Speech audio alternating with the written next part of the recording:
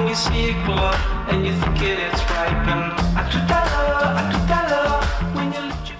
I'm Jay. I'm Tom. And we are VIMTV, Velocities in Music, the best kept secret in music reviews. I'm really sad because Tom just told me that Ween broke up and I didn't know. Yeah, happened a while ago. I'm sorry. I'm really sorry. I don't know how I missed that, but I'm really disappointed now. So if I'm a little, lacking in energy, it's because I'm super depressed about one of my favorite bands being broke up. Today we're going to review Bibio's Silver Wilkinson. Interesting album name. It is. It is. Actually, I knew a girl once whose last name was Wilkinson, so really? It was kind of weird. I was like, is she silver now or something? That's what you're going to think of. Is she like one of those people in downtown Chicago painted in silver dancing on the street for money? I don't know. That's where your mind went. Okay.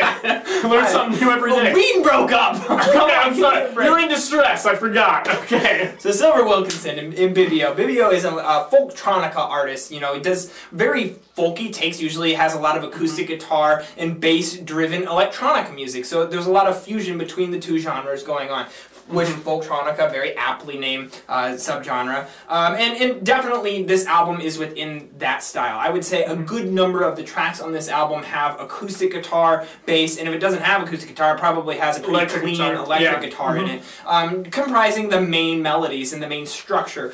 Besides that, you have kind of glitchy electronic melodies that might flutter around in the background and very firm yet subtle beats. The beats were honestly one of my favorite parts about this album because I felt like they added so much atmosphere and still provided that foundation in any electronica music that any good electronica has that strong beat foundation. And the beats were original, it wasn't something that I've heard before, and it was very just a fresh take on electronica and folktronica music. So I really liked how he constructed these songs. Now, a few of these songs had vocals. Yeah. Tom, what band would you say that these vocals kind of sounded like? Indians?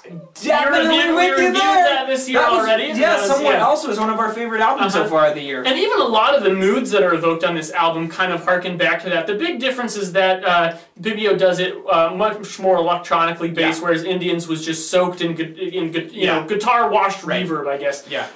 But yeah, I liked a lot of the ideas here. It wasn't something that jumped out at me right away, just because this isn't traditionally, if you know me, a style that I really get into. But after every time I listen to this album, I found myself liking it a little more for several reasons. First off, just the albumization. You can tell that he had such an idea for having this be a solid, consistent listen throughout. Tracks that kind of flow into each other, very natural progression.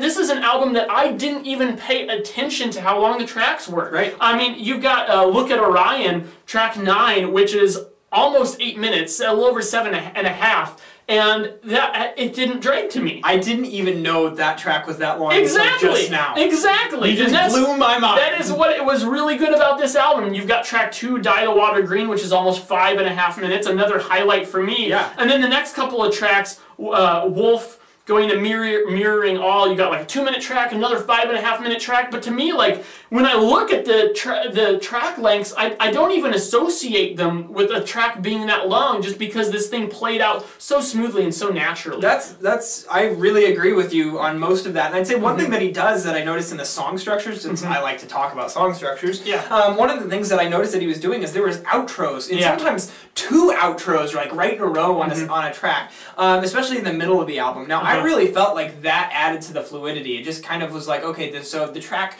winds down, and then all of a sudden you have this nice segue into the next track. It's not an abrupt thing like on Arrested Development when Job's segue into the scene was a segue. It's not something super obvious. Oh yeah, there's a new track starting. It's it just naturally flows on. So this album's fluidity was great. I felt like you could just put it on, listen to the whole thing, enjoy it, and still get a lot out of it, and really enjoy the highlights. I honestly found it hard to pick track picks on this album for that reason. But once once I started digging at it, I was like, okay, there's some clear tracks here that I just love. Dye the Water Green, the vocals on that track. While this is not vocally centered music, I love how Bibio is using vocals to enhance the quality of the album and the listening experience, because the vocals just, you don't get them all the time, so they don't dilute themselves, and therefore when you do have them, like on Dye the Water Green, it just knocks you off your feet. I've been saying that a lot of of the time. Yeah. It really kind of blew me away how potent the vocals were when they're present. And some of the guitar playing and vocals that go along with it, the writing of just those aspects sometimes reminds me a lot of Nick Drake, bringing that folk element back in. I mean, presented in a completely different style and genre, but it just goes to show how well he is pulling off these two very separate genres independently, but then bringing them together to become something new. Yeah, that's something I really respect. You know, another thing we haven't really talked about yet, I mean, we kind of touched on it in the beginning, but production. I feel like this album, a lot of electronica can be really overproduced at times, and I feel like this is just very clean. Yeah, there's a lot of subtleties, it's very smooth. It almost gives it like this organic authenticity to the music. Like, it really goes after the folktronica theme, and like it captures both elements. I mean, folktronica to me would be a really hard genre to try and mix and produce the record for, because folk and electronica are two different production styles normally. Completely. So when you put them together, I mean, how do you do it? And I feel like this is very tactfully done, so I was quite impressed by that. Tom, what do you think this album deserves as a score? I am going to give it an 82. I am going to be a little difficult and go 81. Guess what? It rounds up to 82, so it's the same thing. So my score is the one that matters. Yeah, really, your score, we could have just... I'm just being a dick. I don't even need to be here. I'm going to leave. We're divorcing this musical marriage.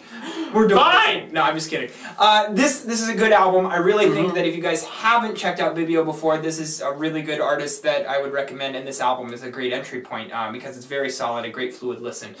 Tell us what you thought of Silver Wilkinson at www.velocitiesmusic.com or youtube.com/velocitiesmusic. As always, follow us on Twitter, like us on Facebook, and let us know what albums from 2013 you've been digging lately. I'm Jake. I'm Tom. And we are VIMTV, moving music critique forward.